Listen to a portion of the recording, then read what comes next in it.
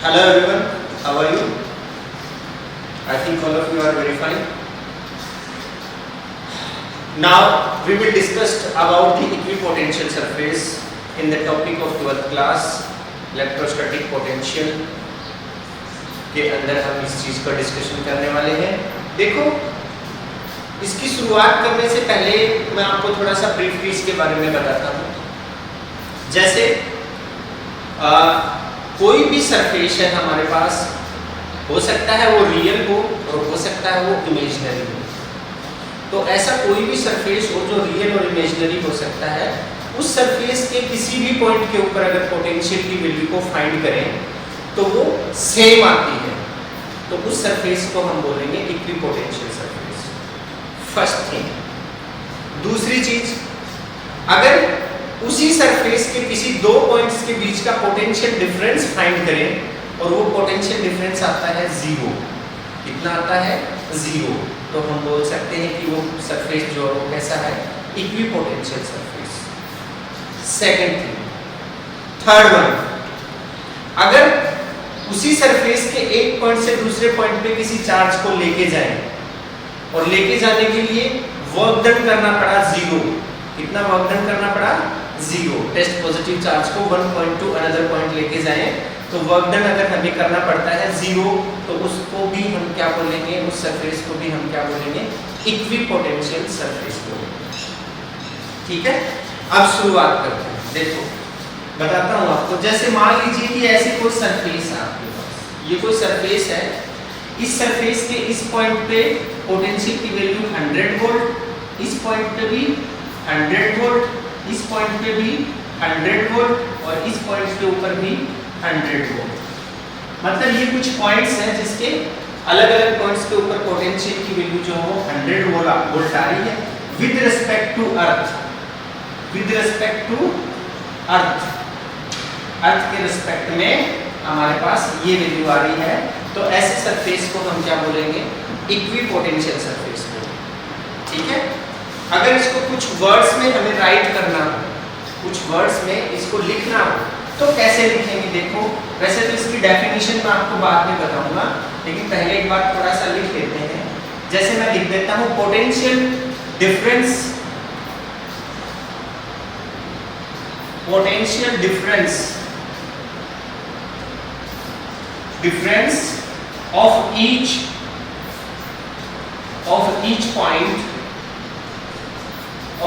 point on a surface with respect to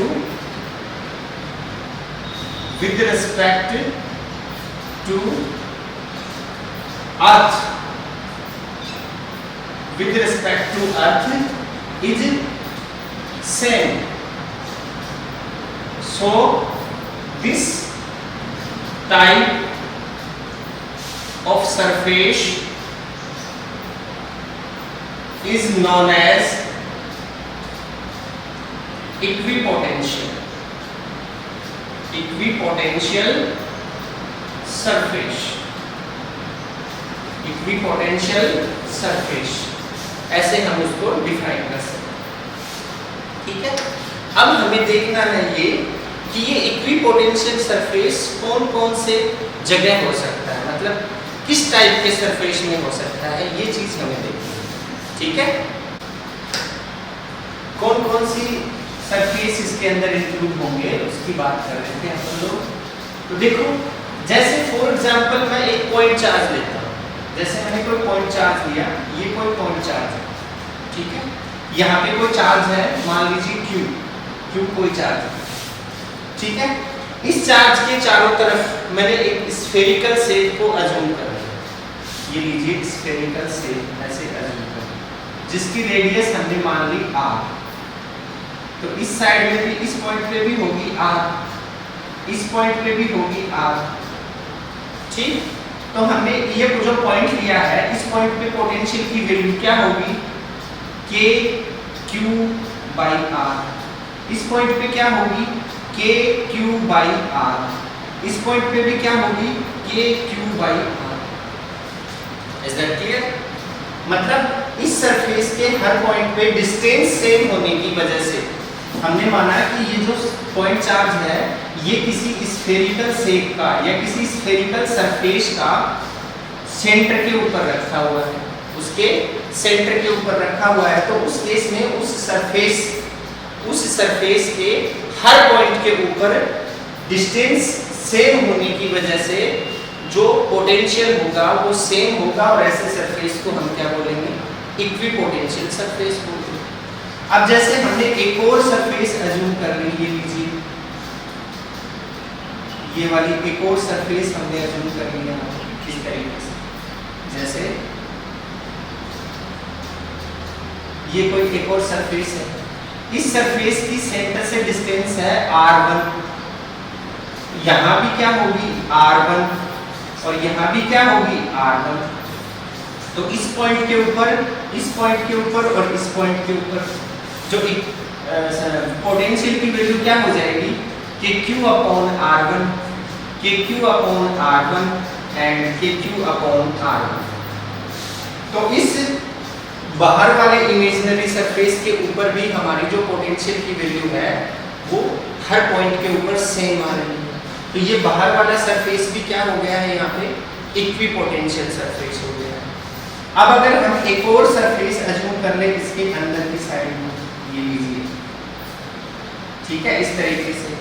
तो इसके इस डिस्टेंस को हमने मान लिया r2 और इसको भी मान लिया r2 और इसको भी मान लिया r2, ये पॉइंट और ये पॉइंट, kq अपॉन r2 इस पॉइंट पे पोटेंशियल, kq अपॉन r2 इस पॉइंट पे पोटेंशियल और kq अपॉन r2 इस पॉइंट पे पोटेंशियल।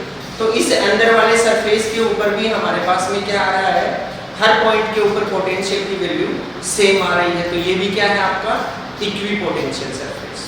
तो किसी भी पॉइंट चार्ज के चारों तरफ एक पर्टिकुलर डिस्टेंस के लिए जो सरफेस अज्यूम किया जाता है उस सरफेस के हर पॉइंट पे पोटेंशियल की वैल्यू सेम होती है, इस वजह से हम उसको क्या बोलेंगे, इक्विपोटेंशियल सरफेस बोलेंगे। अब देखिए और बताता हूँ आपको, अगर ध्यान से देखा जाए तो ये वाली लाइन, ये वाली लाइन, इनको मैं बाहर निकालूं और ऐसे बनाऊं, एक ये बनाया, एक ये बनाया और एक ये बनाया, ठीक है, तीनों एक दूसरे के पैरेलल हैं। क्या है, तीनों एक दूसरे के पैरेलल हैं, distance between them is similar, ठीक है। हमने माना कि इस पॉइंट का पोटेंशियल V1 है, इस पॉइंट का पोटेंशियल V2 है, इस पॉइंट का पोटेंशियल V3 है, ठीक है। अब देखिए ये जो लाइन बनी है, इस लाइन के ऊपर किसी भी पॉइंट के ऊपर अगर आप पोटेंशियल निकालेंगे तो वो कितना आएगा, V3 ही आएगा।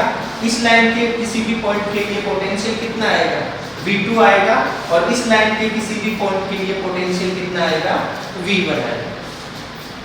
समझ रहे हैं ना, क्योंकि ये एक दूसरे के पैरेलल है, इस वजह से इनके लिए भी पोटेंशियल कैसा होगा, इक्विपोटेंशियल होगा। और इक्विपोटेंशियल को आप इक्विपोटेंशियल्स भी बोल सकते हैं। इक्विपोटेंशियल को क्या बोल सकते हैं, यहाँ पे लिख देता हूँ मैं, और इक्विपोटेंशियल्स,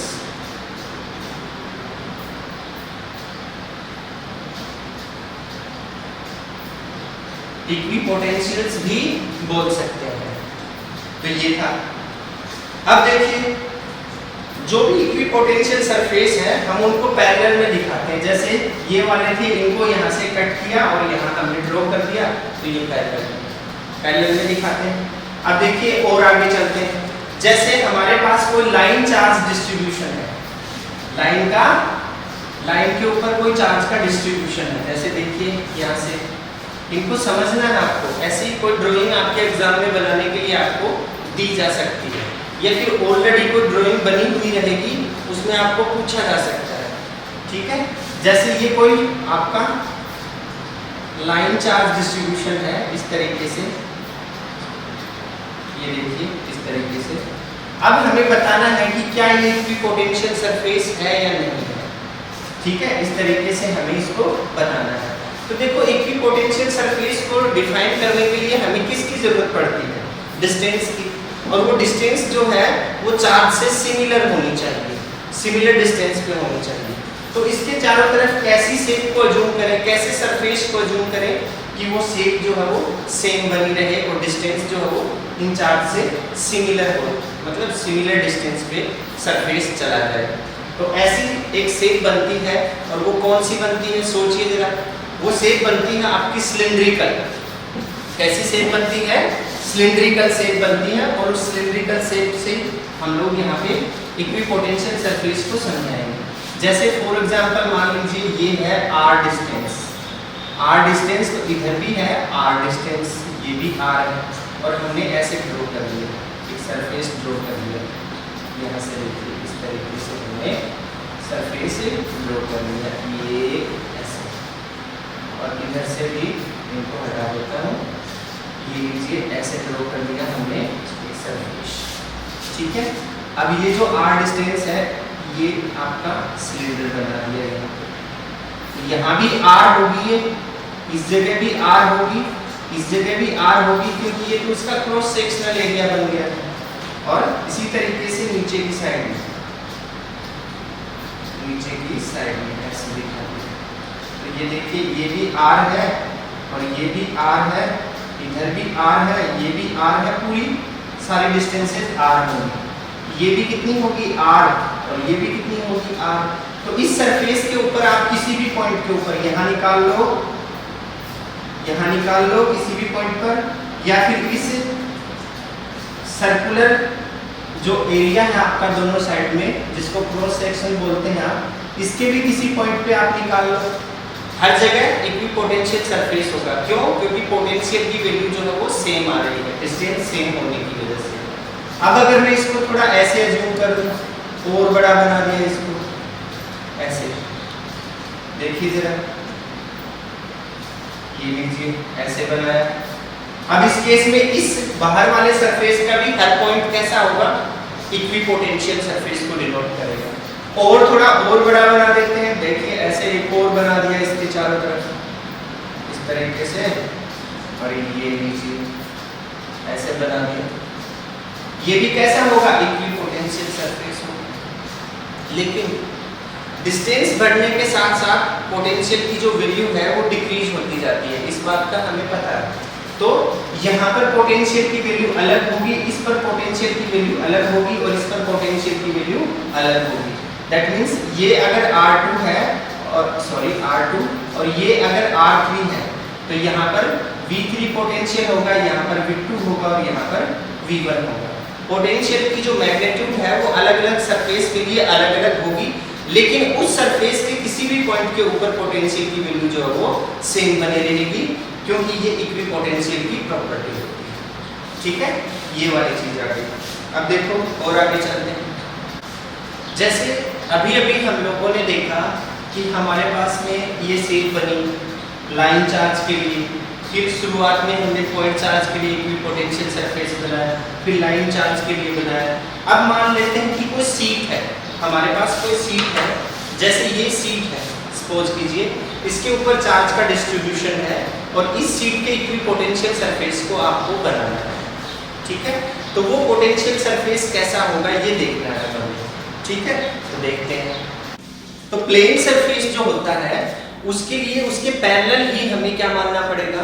उसके स्मॉल मतलब उसकी सिमिलर डिस्टेंस के ऊपर। जैसे फॉर एग्जांपल देखिए आप, जैसे हमारे पास में इस तरीके से कोई प्लेन सरफेस है, ये कोई प्लेन सरफेस है हमारे पास, ऐसे कोई प्लेन सरफेस है, इसके ऊपर ये चार्ज है, ऐसे चार्ज है हमारे पास इस तरीके से, ये लीजिए चार्ज है। ठीक है, तो इसका इक्विपोटेंशियल जो सरफेस बनाएंगे हम, वो कैसा रहेगा? वो इस चार्ज मतलब इस सरफेस की, ये जो शीट है, इस शीट के सरफेस से एक पर्टिकुलर डिस्टेंस पे एक दूसरा सरफेस अज्यूम करेंगे। जैसे ये अज्यूम किया हमने यहाँ पे, जैसे ये वाला अज्यूम किया हमने, और ऐसे दिखाया इसको, एक ये वाला इस तरीके से हमने दिखाया, और यहाँ से ऐसे हमने एक और सरफेस अज्यूम कर लिया। तो इसके ऊपर कोई भी पॉइंट हम लेंगे, जैसे फॉर एग्जांपल मैं हाथ से समझाता हूँ आपको, ये हमारी सीट है, इसके ऊपर चार्ज है, और ये दूसरा सरफेस हमने अज्यूम किया। तो इस सीट के ऊपर जो चार्ज डिस्ट्रीब्यूट है और ये जो हमने अज्यूम किया है, इन दोनों के बीच का जो डिस्टेंस है वो सेम बना हुआ है। तो इस सीट के हर पॉइंट के ऊपर पोटेंशियल की वैल्यू सेम रहेगी। क्योंकि सेम क्यों रहेगी? जो डिस्टेंस है हमारी, जैसे ये दिखा सकते हैं आप इस तरीके से, जो डिस्टेंस है हमारी इन दोनों के बीच की वो सिमिलर बनी हुई है, और वो सिमिलर बनी हुई है तो इसके हर पॉइंट के ऊपर पोटेंशियल की वैल्यू सेम रहेगी, जिसकी वजह से ये जो सरफेस है ये इक्विपोटेंशियल सरफेस हम बना सकते हैं और बोल भी सकते हैं इसको। ठीक है, अब देखिए इक्विपोटेंशियल सरफेस से रिलेटेड हमने सारी कुछ बातें कर ली हैं। अब अगर हमें इक्विपोटेंशियल सरफेस के बारे में लिखना हो तो कैसे लिखेंगे, आप नोट कीजिएगा, साथ साथ मेरे साथ साथ नोट कीजिएगा, और मैं यहाँ पे बोलता जा रहा हूँ, साथ साथ आप नोट कीजिएगा और मैं लिखता भी जा रहा हूँ, ध्यान से सुनिएगा। An equipotential surface, an equipotential surface, an equipotential surface is real or imaginary surface on which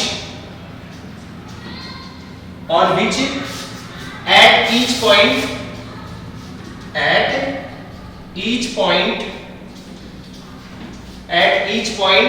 the potential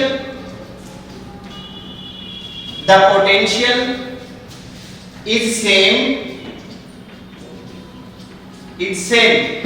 जैसे हमने सबसे पहले कौन सा लिया था, पॉइंट चार्ज लिया था, तो पॉइंट चार्ज की बात करेंगे यहाँ पे।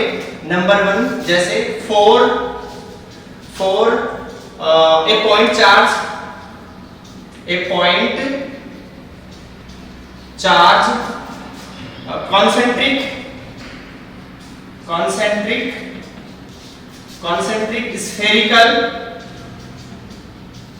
concentric spherical cells are equipotentials बोल सकते हैं, पोटेंशियल सरफेस या पोटेंशियल्स। ठीक है, एक तो ये हो गया। दूसरा जो था हमारा वो क्या था, लीनियर, जो हमने लाइन चार्ज डिस्ट्रीब्यूशन से बनाया था सिलिंड्रिकल से, उसके लिए लिखेंगे आप 4 लीनियर चार्ज कोएक्सियल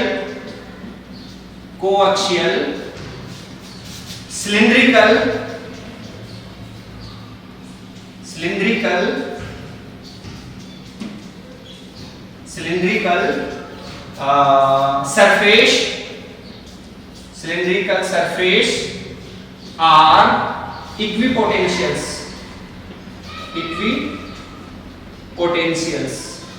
ठीक है, ये सेकंड वाला हो गया।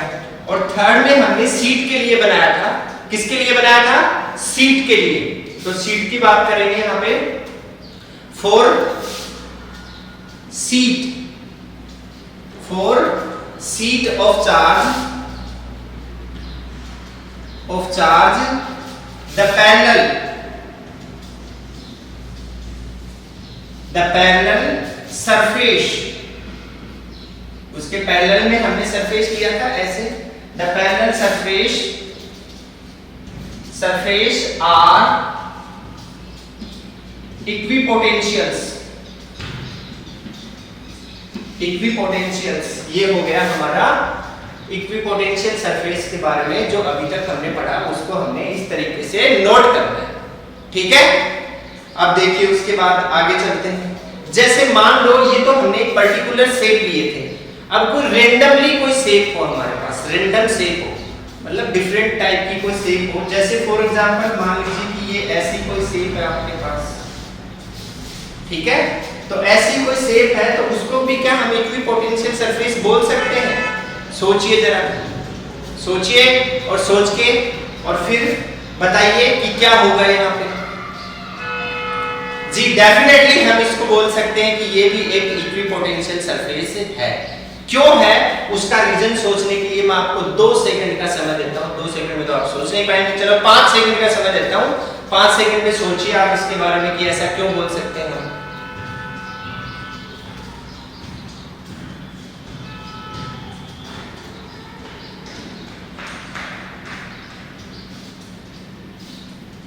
नहीं यार, चलो मैं बताता हूं।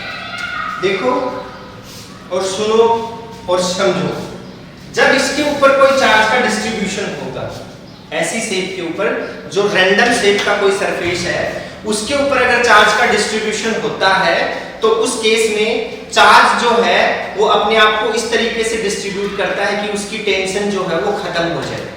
मतलब वो तब तक एक दूसरे को रिपेल करता रहेगा जब तक कि उसकी टेंशन जो है वो खत्म हो जाए और उसे एक ऐसी पोजीशन मिल जाए जहां पे उसे मूवमेंट ना करना पड़े। इसके बारे में हमने स्टडी की है लास्ट क्लास में, ठीक है। अब देखिए, अब यहां पर अगर चार्ज का डिस्ट्रीब्यूशन होता है तो एक चीज और है, वो क्या है, वो ये है कि इलेक्ट्रिक पोटेंशियल में चार्ज जो है वो हाई पोटेंशियल से लो पोटेंशियल की ओर हमेशा क्या करता है, मूव करता रहता है। हमेशा क्या करता है, मूव करता रहता है।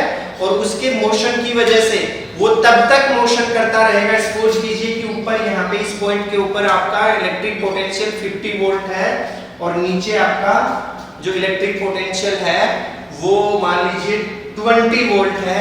तो वो 50 वोल्ट का जो पोटेंशियल है वो तब तक मूव करता रहेगा चार्ज ऊपर से नीचे की तरफ जब तक कि ऊपर वाला और नीचे वाला पोटेंशियल सेम ना हो जाए, ठीक है।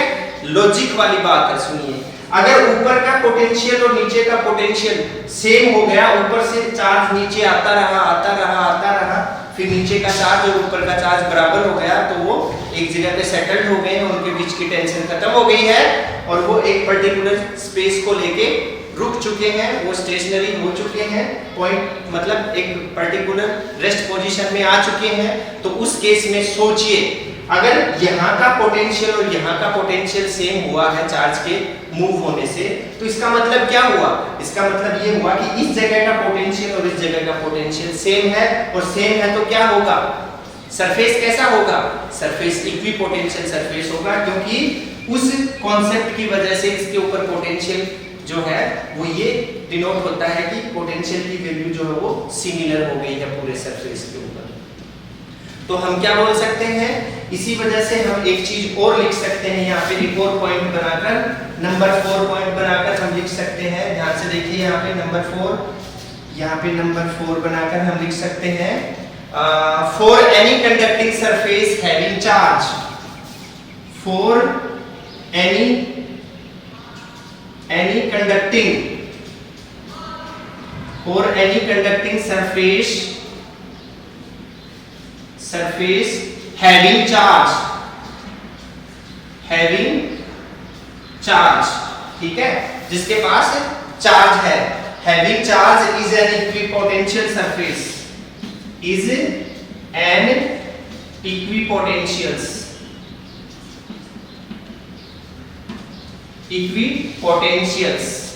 इसको भी ये 4th पॉइंट हमने यहाँ पे बनाया है जैसे पहले बनाए थे हमने।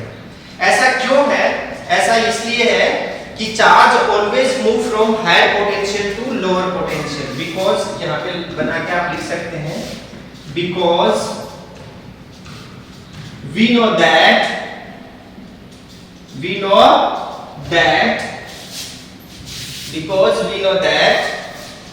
that a charge always moves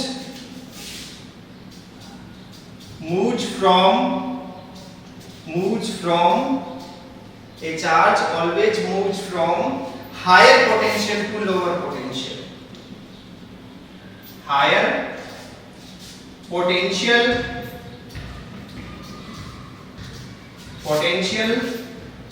to lower potential, जिसकी वजह से पूरे सरफेस का जो पोटेंशियल है वो सेम हो जाएगा।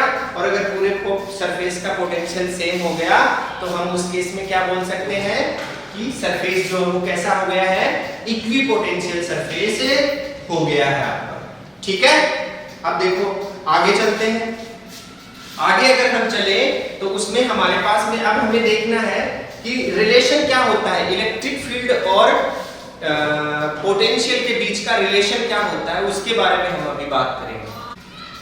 देखते हैं आगे की जो चीज है नेक्स्ट जो स्टेप है उसमें हम बात करने वाले हैं relation between equipotential surface and electric field. Electric field और इक्विपोटेंशियल सरफेस में क्या रिलेशन होता है और कैसे इसको हम एक्सप्लेन करेंगे, इसके बारे में हम बात करने वाले हैं। जैसे सबसे पहले पॉइंट चार्ज लेते हैं, क्योंकि हमने जब इलेक्ट्रिक फील्ड बनाई थी, सॉरी इक्विपोटेंशियल सरफेस बनाया था, तो सबसे पहले हमने पॉइंट चार्ज को ही लेके बनाया था। तो जैसे सपोज कीजिए कि ये कोई पॉइंट चार्ज है, सोर्स चार्ज Q आपका, इसकी जो इलेक्ट्रिक फील्ड की जो डायरेक्शन है वो ऐसे है, दूसरी इलेक्ट्रिक फील्ड लाइन ऐसे है, एक और इलेक्ट्रिक फील्ड लाइन ऐसे, इस तरीके से, ठीक है। अब देखिए, अब हमें क्या करना है, सपोज करते हैं कि यहाँ से इस पॉइंट से इस पॉइंट की डिस्टेंस r है, और यहाँ भी r ही है, और यहाँ भी r ही है, और यहाँ पे हमने एक लाइन को ड्रॉ कर दिया ऐसे। तो डिस्टेंस सेम होने की वजह से इस पॉइंट पे और इस पॉइंट पे, इन तीनों पॉइंट्स के ऊपर जो पोटेंशियल है वो सेम होगा। जैसे हमने माना V1, ये V2 और ये V3 ऐसे मान लिया, ठीक है। अब इस सोर्स चार्ज से एक और पॉइंट लिया हमने यहाँ पे, ये दूसरा पॉइंट लिया और ये तीसरा, इनकी डिस्टेंस R2 है, R3 है, सॉरी R2 है, इसकी भी R2 है और इसकी भी R2 है, और एक और लाइन को ड्रॉ कर दिया ऐसे। सिमिलरली यहाँ पे एक और ले लिया, इसको भी ड्रॉ कर दिया ऐसे, ठीक है। अब हम देखते हैं कि इलेक्ट्रिक फील्ड की डायरेक्शन तो ये है इलेक्ट्रिक फील्ड आपकी, इस सोर्स चार्ज से बनने वाले इलेक्ट्रिक फील्ड। और ये जो हमने सरफेस बनाए हैं ये इक्विपोटेंशियल सरफेस बने, क्योंकि यहाँ पर इस पॉइंट के ऊपर, इस पॉइंट के ऊपर और इस पॉइंट के ऊपर, यहाँ भी V1 होगा, यहाँ भी V1 होगा, यहाँ V2 होगा, यहाँ V2 होगा, यहाँ V3 होगा और यहाँ भी V3 ही होगा। इनका मैग्नीट्यूड चेंज हो सकता है, बाकी इस पूरे के पूरे सरफेस के ऊपर जो हमारा पोटेंशियल है वो सेम रहेगा। डिस्टेंस बढ़ने से मैग्नीट्यूड जो है वो बदल जाएगा। अब देखिए, अगर ये इक्विपोटेंशियल सरफेस है नंबर 1, 2 एंड 3, 1, 2 एंड 3, और ये तीनों की तीनों क्या है, इलेक्ट्रिक फील्ड लाइन, तो इनके बीच में क्या रिलेशन बन रहा है? इनके बीच में रिलेशन बन रहा है कि इक्विपोटेंशियल सरफेस ये ऐसे है और इलेक्ट्रिक फील्ड जो है ये ऐसे है, तो दोनों के बीच का जो एंगल है वो 90 डिग्री, यहाँ भी 90 डिग्री, यहाँ भी 90 डिग्री। मतलब इलेक्ट्रिक फील्ड और इक्विपोटेंशियल सरफेस के बीच में जो एंगल बनता है वो 90 डिग्री का होता है। जैसे फॉर एग्जांपल ये आपकी इलेक्ट्रिक फील्ड है और ये आपका कोई सरफेस है, तो इस सरफेस से जो इलेक्ट्रिक फील्ड इस तरीके से, देखिए बिल्कुल इस तरीके से परपेंडिकुलर है सरफेस के, तो दोनों के बीच में बनने वाला जो एंगल है वो 90 डिग्री होता है यहाँ पे, ठीक है। अब अगर हम किसी सीट का एग्जांपल लें, जैसे फॉर एग्जांपल आपके पास में ऐसे कोई सीट बनी हुई है और इस सीट के ऊपर चार्ज का डिस्ट्रीब्यूशन है, ऐसे इस तरीके से चार्ज का डिस्ट्रीब्यूशन है, और इस चार्ज की वजह से जो इलेक्ट्रिक फील्ड बन रही है वो ये है आपकी, इस तरीके से दिखाई हमने, ये आपकी इलेक्ट्रिक फील्ड बन रही है, ठीक है। अब इसका जो सरफेस बनाना है हमें, इक्विपोटेंशियल सरफेस, वो अगर हम बनाएं तो वो ऐसे बना दिया हमने, देखिए इस तरीके से बना दिया। अब देखिए ये जो सरफेस है, इससे ये जो सरफेस है, इससे जो फील्ड लाइन है वो इस तरीके से बाहर निकली हुई है, इस तरीके से, मतलब ऐसे निकली हुई है, तो परपेंडिकुलर है ना सरफेस के, तो दोनों के बीच में बनने वाला एंगल कितना है यहाँ पे, 90 डिग्री, मतलब राइट एंगल पे होती है। Equipotential surface and electric field एक दूसरे से राइट एंगल पे होती है। तो हम इस स्टेटमेंट को कैसे नोट करेंगे वो बता रहा हूं आपको। इस स्टेटमेंट को हम बता सकते हैं कि इन दोनों के बीच का जो रिलेशन है वो क्या होता है, equipotentials and electric field, potentials and electric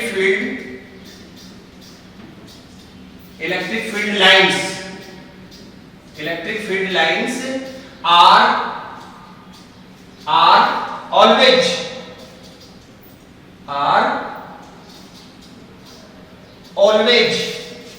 at right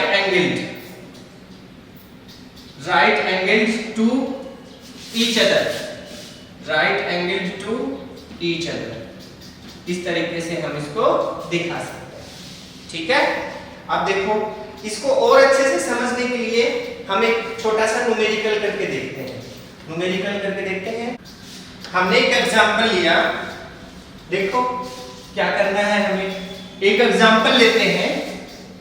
जैसे हमारे पास कोई इक्विपोटेंशियल सरफेस है, जैसे ये इक्विपोटेंशियल सरफेस है, इस तरीके से बनाया, ये लीजिए, ये हमारे पास कोई इक्विपोटेंशियल सरफेस है। ये कोई पॉइंट है जहां पर आपका पोटेंशियल है V1 = -50 वोल्ट। ये कोई दूसरा पॉइंट है जिसको हमने V2 माना और इसकी वैल्यू है आपके पास में -30 वोल्ट, ऐसे मान लिया। ये कोई तीसरा पॉइंट है V1 माना = -10 वोल्ट, ऐसे मान लिया, ठीक है। और इन दोनों के बीच की डिस्टेंस हमने बताई 10 mm है, 10 mm, ऐसे 10 mm डिस्टेंस को शो करती है। और यहाँ पर हमने कोई पॉइंट लिया, ये कोई पॉइंट लिया और यहाँ पर हमें इलेक्ट्रिक फील्ड की वैल्यू फाइंड करनी है, ठीक है। ये मान लीजिए कि हमारा कोई क्वेश्चन है, सोल्व करना है इसको, ठीक। तो सोल्व करने के लिए सबसे पहले तो हमें इलेक्ट्रिक फील्ड और पोटेंशियल के बीच का रिलेशन और उसके साथ में उसकी डिस्टेंस का रिलेशन हमें पता होना चाहिए, और हमें पता भी है। तो रिलेशन क्या होता है, यहां से देखिए, सिंस वी नो दैट क्या होता है, E = -dV/dr, E = -dV/dr। ये हमारे पास में रिलेशन होता है इस तरीके से। इस रिलेशन के अकॉर्डिंग dV क्या है, dV है चेंज इन पोटेंशियल। आप लिख सकते हैं यहाँ पे dV = क्या है, sorry, change in potential, change in potential. तो हमें तो इस पॉइंट के बीच में निकालना है, इस पॉइंट का निकालना है, तो इस पॉइंट का निकालना है, तो हमें एक परपेंडिकुलर यहाँ पे एक नॉर्मल बना देंगे, ऐसे, ये लीजिए नॉर्मल बना दिया, ये 90 डिग्री, ये 90 डिग्री, ठीक है। अब इसका निकालना है इस पॉइंट का, तो इन दोनों पोटेंशियल्स को दिखाएंगे हम लोग, ये V3 है, सॉरी, ये है V3, इन दोनों को दिखाएंगे आप, ठीक है। इन दोनों को दिखाएंगे, तो इन दोनों के बीच में पॉइंट है, तो चेंज इन पोटेंशियल क्या हो जाएगा आपका dV, देयरफॉर dV = आ जाएगा आपका V2 - V3, क्या आ जाएगा, V2 - V3, ये आ गया आपका, मतलब फाइनल और इनिशियल के बीच का डिफरेंस, ठीक है। इस तरीके से हम इसको दिखा सकते हैं। अब देखो, इसी फॉर्मूले में अगर हम इसको पुट करें तो हमारे पास आ जाएगा E = -dV की जगह पुट किया V2 - V3 अपॉन dr। अब देखो E = और V2 की वैल्यू कितनी है यहाँ पे, -30 माइनस ये वाला माइनस लगाया, और V3 कितना है यहाँ पे, -10, तो हमने लिखा है यहाँ पे -10, और ये ब्रैकेट क्लोज। dr कितना है, डिस्टेंस बिटवीन बोथ पॉइंट्स, तो ये पॉइंट और ये पॉइंट है, इनके बीच की डिस्टेंस हमें लेनी है 10 mm। तो 10 mm को SI में लिखेंगे आप, तो SI में पावर 10⁻³ लगा देंगे, तो आपने लिखा कितना है, 10 है, तो 10 ले, हाँ ठीक है, नो प्रॉब्लम। हमने लिखा 10 × 10⁻10 mm है, 10 × 10⁻³ ये मीटर में कन्वर्ट करके हमने dr लिख दिया। इसको सोल्व करते हैं। E = यहाँ से -30 और यहाँ से +10, ये बन गया है अपॉन 10 × 10⁻³ इसको सोल्व किया तो माइनस का 20 आया, और एक माइनस ये है, -30 + 10 -20 और माइनस प्लस का 20, तो 20, और इस पावर को ऊपर ले गया 10⁻³ अपॉन 10, ऐसे लिख दिया। इन दोनों को कैंसिल कर दिया, 2 × 10⁻³ वोल्ट पर मीटर आ जाएगा, इतनी वैल्यू आ गई आपके पास।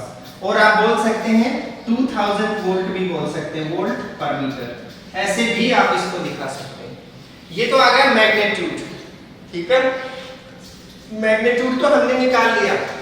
अब साथ साथ अगर आपसे ये पूछा जाए कि डायरेक्शन क्या होगी इलेक्ट्रिक फील्ड की, क्या होगी डायरेक्शन, तो देखो डायरेक्शन क्या होगी, उसके लिए हमें एक बात सोचनी है, और वो क्या है, वो हमें पहले से पता है, सिर्फ इसको लागू करना है उस चीज को।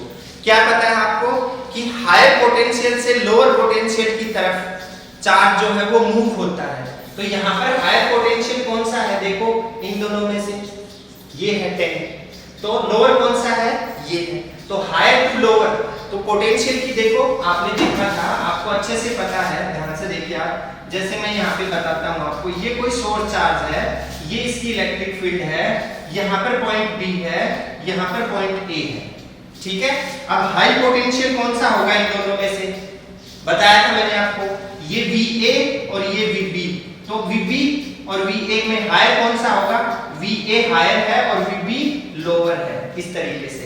तो देखो यहाँ पर इलेक्ट्रिक फील्ड की अगर डायरेक्शन देखें तो वो साफ नजर आ रही है कि ये हायर पोटेंशियल से लोअर पोटेंशियल की तरफ इलेक्ट्रिक फील्ड की डायरेक्शन है। तो वही सेम वो ये का ये कॉन्सेप्ट यहाँ पे लगा देंगे। तो यहाँ पे अगर ये कॉन्सेप्ट लगाया तो हमारी जो इलेक्ट्रिक फील्ड की डायरेक्शन आई वो कौन सी आई, इलेक्ट्रिक फील्ड की डायरेक्शन ये आ गई है ऐसे, इस तरीके से। तो इलेक्ट्रिक फील्ड की डायरेक्शन को हम कैसे दिखाएंगे, higher potential to lower potential electric field की डायरेक्शन है। अब अगर आपसे ये पूछ लिया जाए कि ये जो बना हुआ है, ये जो इक्विपोटेंशियल सरफेस बना हुआ है, ये कौन से चार्ज की वजह से बना हुआ है, नेगेटिव चार्ज या पॉजिटिव चार्ज, कैसी प्रॉपर्टी है चार्ज की। तो उस केस में हम क्या करेंगे, देखो यहाँ पे उस केस में ध्यान से देखिए आप, यहाँ से देखो ऐसे बना हुआ है ये, जरा सोचना और समझना। ये पॉइंट है आपका V1 = -50 वोल्ट, ऐसे। तो ये इलेक्ट्रिक फील्ड जो है ये इस तरीके से आ रही है ना, ऐसे, ये डायरेक्शन है इसकी, ठीक है। मान लीजिए यहाँ से भी कोई इलेक्ट्रिक फील्ड है, वो भी ऐसे आ रही है, उसकी भी यही डायरेक्शन होगी, ऐसे। और एक और इलेक्ट्रिक फील्ड है, वो भी ऐसे आ रही है, तो उसकी भी यही डायरेक्शन होगी, ऐसे। और यहाँ पर कौन सा चार्ज रखें आप, मान लीजिए Q रख दिया। अब इस Q को प्लस लिखें या माइनस लिखें, इलेक्ट्रिक फील्ड लाइंस आपको नजर आ रही है, इलेक्ट्रिक फील्ड लाइंस किस तरफ है, चार्ज की तरफ। किस तरफ है, not away from the charge, it is towards the charge. तो in this case the charge is negative. कैसा चार्ज होगा, नेगेटिव चार्ज की वजह से ये इक्विपोटेंशियल सरफेस यहाँ पे बना हुआ है। इस तरीके से हम इसको आइडेंटिफाई कर सकते हैं। Direction of the electric field towards the charge, direction of the electric field lines towards the charge, so we can say that the charge is negative, ठीक है। तो ये वाली चीज हो गई आपकी। अब देखो और आगे चलते हैं, एक और एग्जांपल देखते हैं। अब अगर हमें ऐसा दिया हुआ है, जैसे फॉर एग्जांपल मान लीजिए कि ऐसा हमें गिवन है, इस तरीके से, ठीक है, ऐसा दिया हुआ है, सपोज कीजिए आप। और ये जो डिस्टेंस है यहाँ से यहाँ तक की, ये है 20 mm, कितनी है, 20 mm है। और ये एंगल दे दिया 60 डिग्री, ठीक है। और यहाँ पे कोई पॉइंट दे दिया E, ये कोई पॉइंट दे दिया जहां पर हमें इलेक्ट्रिक फील्ड को फाइंड करना है। और इनकी अलग अलग जो ये पोटेंशियल है, ये जो लाइनें बनाई है हमने, इन अलग अलग इक्विपोटेंशियल्स की जो वैल्यूज है वो दे दी, मान लीजिए 10 वोल्ट, 20 वोल्ट एंड 30 वोल्ट, ये दिया हुआ, ठीक है। अब हमें फाइंड करना है, क्या फाइंड करना है, electric field. Electric field find करना है तो उसके लिए हमारे पास में फॉर्मूला है E = -dV/dr, ठीक है। अब देखिए dV क्या होता है, dV होता है चेंज इन पोटेंशियल। तो चेंज इन पोटेंशियल, इन दोनों का चेंज करना है पोटेंशियल आपको, क्योंकि पॉइंट इन दोनों के बीच में है। अगर इन दोनों के बीच में पॉइंट है तो ये हाई पोटेंशियल है, ये लो पोटेंशियल है, और ये भी लोअर पोटेंशियल है। तो आपकी जो इलेक्ट्रिक फील्ड होगी उसकी डायरेक्शन कैसी होगी, higher to lower electric field. इस तरीके से आपकी इलेक्ट्रिक फील्ड की डायरेक्शन आ गई है, E की डायरेक्शन। तो उस केस में dV कितना हो जाएगा आपका, सोच के बताइए जरा, dV कितना हो जाएगा, dV हो जाएगा आपका 10 वोल्ट। कितना हो जाएगा, 10 वोल्ट। 30 - 20 = 10 वोल्ट। ये 10 वोल्ट आपका dV हो गया है, ठीक है। अब 10 वोल्ट dV निकालने के बाद में हमें dr चाहिए। अब dr कैसे निकालें, dr तो परपेंडिकुलर डिस्टेंस होती है। dr क्या होती है, परपेंडिकुलर डिस्टेंस, लेकिन ये तो परपेंडिकुलर डिस्टेंस है ही नहीं। तो परपेंडिकुलर अगर ये डिस्टेंस नहीं है तो हमें क्या करना पड़ेगा, कंपोनेंट बनाने पड़ेंगे। किसके, 20 mm के। 20 mm के कंपोनेंट बनाया, एक ये कंपोनेंट है और एक ये कंपोनेंट है, एक वर्टिकल और एक हॉरिजॉन्टल, दो कंपोनेंट हमने ऐसे बनाए, ये लीजिए। तो ये कंपोनेंट बना आपका कौन सा, ये कंपोनेंट बना 20 cos 60 डिग्री, और ये कंपोनेंट कौन सा बना आपका 20 sin 60 डिग्री, ये दो कंपोनेंट बन गए। तो ये जो कंपोनेंट बना है ये आपकी परपेंडिकुलर डिस्टेंस को बता रहा है, ये वाला कंपोनेंट, तो इसको यूज में ले लेंगे dr की जगह, ठीक है। तो dr कितना हो गया आपका 20 sin 20 mm है, ये mm में है तो इसको कन्वर्ट करना पड़ेगा हमें, चलो वो लिख देता हूं मैं, sin 60 डिग्री ऐसे बना दिया हमने, ठीक है। अब वैल्यू पुट करेंगे, तो वैल्यू पुट करेंगे तो क्या आ जाएगा, E is equals to minus dV कितना है 10 वोल्ट अपॉन dr कितना है 20 into 10 to the power minus 3 और sin 60 डिग्री, और E इज इक्वल्स टू आ जाएगा minus 10 upon 20 into 10 to the power minus 3 और sin 60 डिग्री की value root 3/2, then E is equals to 2 पर चला गया तो कितना आ गया माइनस 20, मतलब 10 इंटू 2 अपॉन में आ गया 20 into 10 to the power minus 3 और यहाँ से आ गया रूट 3, ठीक है। अब ये ऊपर भी 20 नीचे भी 20, दोनों को कैंसिल कर दिया हमने, इस पावर को पॉजिटिव बना लेंगे तो आ जाएगा E is equals to power को पॉजिटिव बनाएंगे तो सॉरी ये हमने गलत कर दिया यहाँ पे, ठीक है। इसमें माइनस 10 आएगा, ये 20 माइनस 30 ऐसे दिखाना है, ठीक है। माइनस 10 आया तो माइनस माइनस ये भी माइनस, ये भी माइनस माइनस, तो ये प्लस हो गया, माइनस माइनस प्लस हो गया यहाँ पे, ठीक है। अब इसको सोल्व करेंगे तो ये पावर ऊपर ले गए, तो पावर ऊपर लेके गए तो आपके पास में आया 10 to 1000 आ गया अपॉन रूट 3, ऐसा ही पढ़ा रहने दो, कोई दिक्कत नहीं है। वोल्ट पर मीटर, ये आपकी इलेक्ट्रिक फील्ड आ गई, और इलेक्ट्रिक फील्ड की डायरेक्शन ये आ गई आपकी, और डायरेक्शन ये आ गई, आपको पता ही है। तो कौन सा चार्ज होगा, नेगेटिव भी चार्ज होगा, क्योंकि ये इस तरीके से आ रही है ना आपकी फील्ड लाइन, ऐसे आ रही है ऐसे, ठीक है। तो उस केस में कन्वर्जिंग प्रॉपर्टी में आ रही है तो नेगेटिव चार्ज, ठीक है। इस तरीके से हम इसको दिखा सकते हैं, ये हो गया है।